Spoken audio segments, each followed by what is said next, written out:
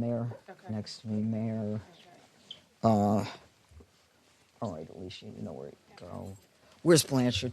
There he is. Okay, good. You know, it seems like we've been here before. Is this working? Is this on? Where's... It's working? All right. Thank you all for being here on this difficult day. As you know, my name is Janine Pirro. I am the United States Attorney for the District of Columbia, and I am joined here by several individuals who represent agencies who have been working around the clock since this horrific event happened. To my left, we have the director of the FBI. We have General Leland Blanchard of the National Guard. Mayor Bowser is here as well.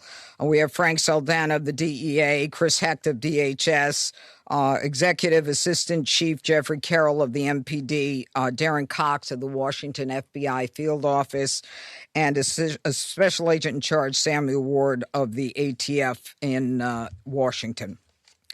Now, I want to provide you with an update on the tragic shooting that occurred on two brave members of the West Virginia National Guard as they served in Washington, D.C. Unfortunately, today, as most families join together to give thanks for the blessings that have been bestowed upon them, two families are shattered and destroyed and torn apart as a result of the actions of one man.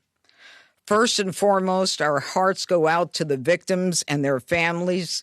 These are dedicated service members who were performing their duties in service to our nation, and they are currently in critical condition. They have undergone surgery. We pray for their well-being as they continue to be cared for in the best possible way. We have been in constant contact with their families and have provided them with every resource needed during this difficult time. The two National Guards men that we're talking about are Sarah Beckstrom, who's 20 years old, and Andrew Wolf, who is 24 years old. They were uniformed members of the West Virginia National Guard, and they were in D.C. to keep D.C. safe, pursuant to President Trump's executive order to make D.C. safe and beautiful. They answered the call, they took the charge, they volunteered, they put their lives on the line for people they don't even know. And that, unfortunately, is becoming a reality more and more for the members of law enforcement. Yesterday on Thanksgiving Eve at approximately 2:15, near 17th and I Streets in the northwest section of the district, near the Farragut West Metro Station, two uniformed guardsmen were ambushed in a brazen and targeted attack. A lone gunman opened fire without provocation, ambush style, armed with a .357 Smith & Wesson revolver. One guardsman is struck, goes down, and then the shooter leans over and strikes the guardsman again. Another guardsman is struck several times. Fellow guardsmen who were there responded immediately, engaging the suspect, neutralizing the threat, and subduing him at the scene.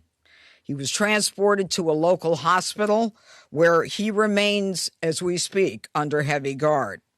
Thanks to the swift and coordinated response of the National Guard and the Metropolitan Police Department, no additional victims were harmed, and the scene was secured within minutes. The suspect, he has been identified as Rahmanullah Lakanwal, a 29-year-old Afghan who entered the United States under Biden's Operation Allies Welcome, a program following the disastrous withdrawal from Afghanistan. He resided in Bellingham, Washington, with his wife and, we believe, 5 children. And we're working very closely with our federal partners, especially DHS and the FBI, to review his immigration history and the vetting process itself. What we know about him is that he drove his vehicle across country from the state of Washington with the intended target of coming to our nation's capital. As we stand here today, the charges that are appropriate right now are 3 counts of assault with intent to kill while armed, a violation of DC Code 22-401 and DC Code 22-4502.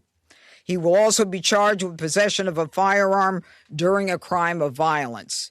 He faces 15 years under the assault with the intent to kill. We intend to continue monitoring what the charges will be, depending upon the well-being of the guardsmen. We are praying that they survive and that the highest charge will not have to be murder in the first degree. But make no mistake, if they do not, that will certainly be the charge, murder in the first degree. The Department of Justice, under Attorney General Pam Bondi, is committed to a thorough and an impartial investigation where we will hold this perpetrator accountable under the full weight of the law. Now, Sarah and Andrew volunteered. They came here to protect the people of the district, pursuant to a crime emergency that President Trump rightly declared in this city and in other cities across the country. Our nation's capital should not and must not be a place where evil comes to commit violence, whatever their cause or motive may be. We should not have to live in fear in the nation's capital, especially by one who came here from a foreign country. Through a process that was so absurd that he came through and released into this country, as many were, knowing virtually nothing about his vetting. This is what happens in this country when people are allowed in who are not properly vetted. These guardsmen and all who are here to protect the district are the line that separates a civilized society from a barbaric one. They are the ones who stand for law and order. This was not just an attack. It was a direct challenge to law and order in our nation's capital. And the individual will be made fully accountable. And though it seems that we have been here before under President Trump, make no mistake, and the Attorney General, we will not allow this to be normalized. It will be confronted, condemned, and prosecuted to the full extent of the law. Now, my message to the individual who committed these acts is you picked the wrong target, the wrong city, and the wrong country, and you will be sorry for the violence and the evil that you perpetrated in our nation's capital. And now I call upon the Director of the FBI, Kash Patel. Thanks, Judge. I'll begin my remarks and my remarks the same way, with prayer for our fallen soldiers, prayer for our law enforcement community, prayer for our National Guardsmen and women, prayer for our brave prosecutors at the Department of Justice and the offices of the D.C. United States Attorney.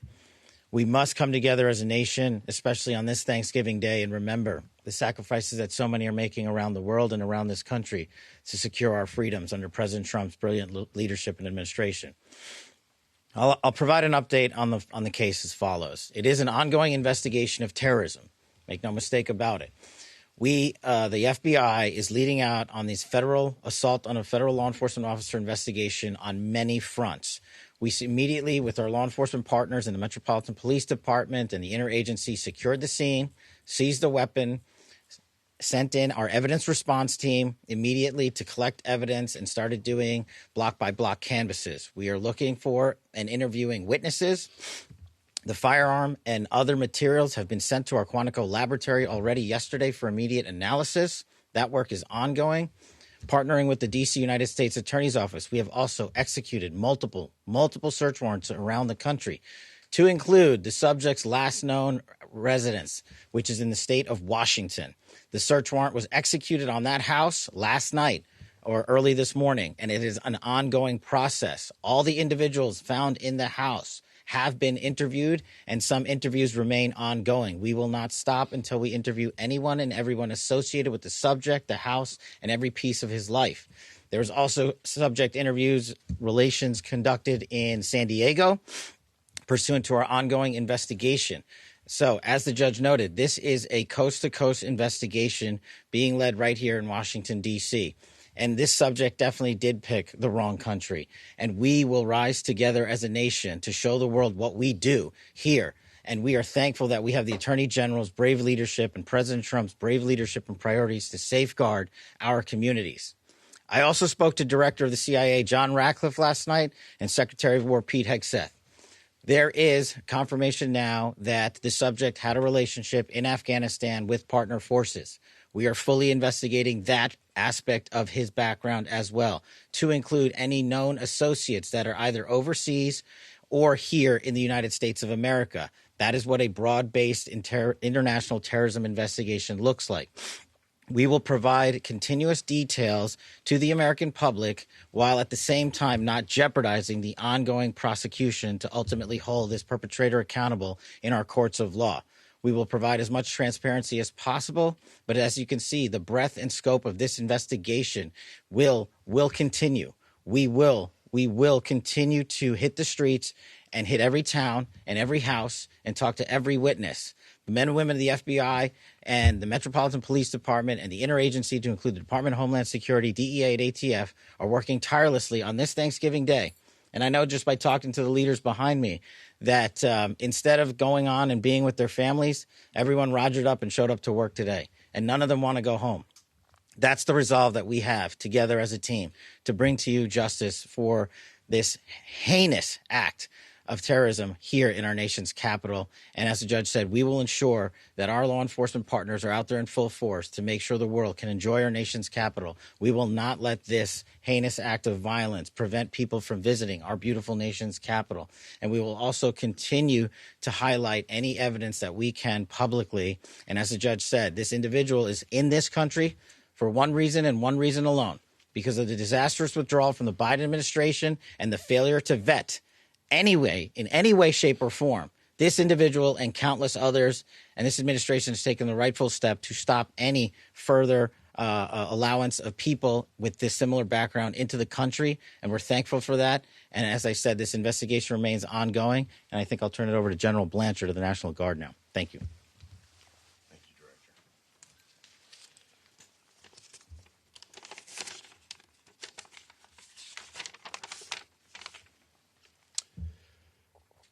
All across America this morning, families are waking up.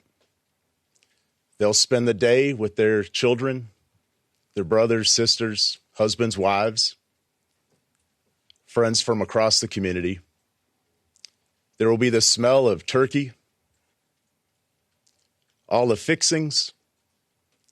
They'll watch parades, football games. They'll pray together. They'll talk about what they're grateful for. This morning, there are two families that will not have that opportunity.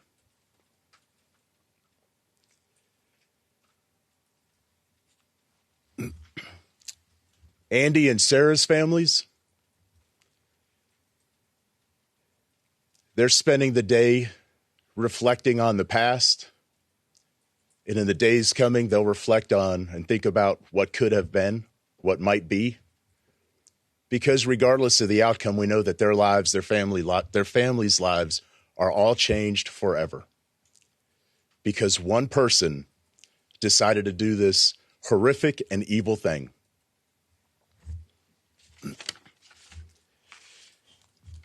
And all across America, we are also reminded that there are many law enforcement agents, first responders, soldiers, service members all around the world who at best will come home, eat some cold turkey, open up Tupperware, eat what's left over, because they spent the day defending the American ideals, getting out there and getting after it on every American citizen's behalf.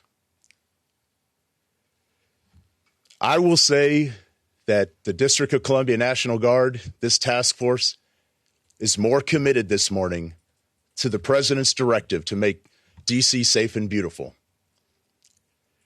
Our resolve will be tested. It is being tested, but make no mistake, each and every one of these soldiers and airmen will meet and exceed the expectation that we have for them. They are, in fact, America's best. I'm proud of each and every one of them.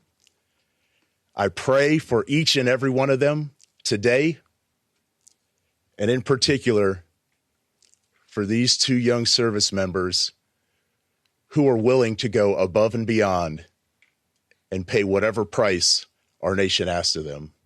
I ask every American today to keep them in their thoughts and prayers as you go about your day. Thank you. Thank you, General. Mayor, where's Mayor Bowser? Yeah. Thank you, Judge. I'm Muriel Bowser. I'm the mayor of Washington, D.C., and I want to associate myself with the remarks of our Adjutant General from the D.C. National Guard. I want to be very clear what the judge and everyone has reported here. Somebody drove across the country, came to Washington, D.C. to attack America. And that person will be prosecuted to the fullest extent of the law. These young people should be at home in West Virginia with their families. ATF, anybody? DHS? Anyone? Okay. I also want to say that both Sarah and Andrew, I believe, were sworn in less than 24 hours before they were shot on the street in Washington. Any questions? Could you drill down on a possible motive? Have you got any information and intelligence on a possible motive? You know, as the directors indicated, this is a fluid investigation. People are working around the clock. It's too soon to say what the motive is, but there are definitely areas that we're looking into, but not ready to say. Can you characterize a little bit about how the assailant was taken down after he opened fire? Yeah, he got shot By another guard? by another guardsman, yeah. You mentioned earlier that he had the shooter had initially shot one of the guardsmen, then leaned over as they were on Shot the him ground, again. Shot again. Yep. How many shots are we? Well, the specific number. Look, he had a .357 Smith & Wesson revolver. Okay, so I believe that's a six-shooter. Yeah. So, that kind of tells us how many shots he had. Yes. Judge, you had mentioned we've been here before because we have. It was May when we were last here. Yeah. I want to ask if you could please comment to, obviously, we understand that you're saying this is under the Biden administration, and the words are that it was a failed withdrawal, and what happened there. There are people who are also upset with the president believing that the National Guard members should not even have been there if it were not for the executive order. I don't even want to talk about whether they should have been there. We ought to kiss the ground and thank God that the president said it's time to bring in more law enforcement to make sure that a city that had the fourth highest homicide rate in the country was that violence was quelled. I'm not even going to go there. A question for Director Patel. Was the suspect granted asylum, and if so, when did that happen, under which administration, and did authorities miss any signs, either in the asylum process or even back when he reportedly worked for the CIA? If you could talk about that. Well, you miss all the signs when you do absolutely zero vetting. And that's exactly what happened in this case. When you, in the prior administration, made the decision to allow thousands of people into this country without doing a single piece of background checking or vetting, that's how you miss every single sign. And Secretary Kristi Noem has put out details specifically related to your other questions, so I'll let that speak for themselves. If or when he was granted asylum, if you could just clarify that timeline. And Yes, I believe Kristi Noem put that out, and that's a DHS matter, and I'll refer it to them. Could you elaborate on the investigative steps that were taken in Sure. San Diego? You mentioned Bellingham, Washington, Sure. where you live, but could you explain the San Diego connection? So what happened was, thanks to the quick investigation by the interagency and the FBI, we were able to track down his last known residence, working with the United States Attorney's offices here and at the Department of Justice and prosecutors across the country. We were able to serve search warrants literally overnight and through the night. All night. And we were able to hit the house in Washington State. During that process, we seized numerous electronic devices to include cell phones, laptops, iPads, and other material that is being analyzed as we speak. Pursuant to that investigation and any known associates of the subject and of that house is how we ended up in San Diego, where interviews were conducted and are going to be continued to be conducted. And we will go anywhere in the country or the world where the evidence leads us. Are there accomplices, relationships in San Diego you can talk about? All of that is an ongoing investigation. Can anyone give an update as far as Sarah and Andrew who were injured? You say critical condition. Can you give anything beyond that? Are they expected to make it? Is it touch and go? Can you tell us a little more about how they're doing? And the full spelling of their names, please. It is Sarah Beckstrom, Beckstrom, and Andrew Wolfe with an E, Wolfe. Okay, and Sarah Beckstrom. How do you spell Sarah? Oh, S with an H. Okay. Now, with respect to their medical condition, as I said, they are receiving the finest medical care. Their families are with them now. They are critical. I think you understand the meaning of that. It's not clear, how this is going to end up. But let me be perfectly clear about how it will end up in this office. If one of them is to pass, and God forbid that happens, this is a murder one, period, end of the story. We are praying on a day like today when families come together in America and they hold hands around the Thanksgiving table. I beg you, I beseech you to pray for these two young people that they survive. Okay, I think that's it. Yeah. Gabbard said that Thank he you, was everybody. a radical Islamist Afghan terrorist. Yeah, we're not going there. Do you have We're not going there. information on how he might have gotten radical? No. Thank you.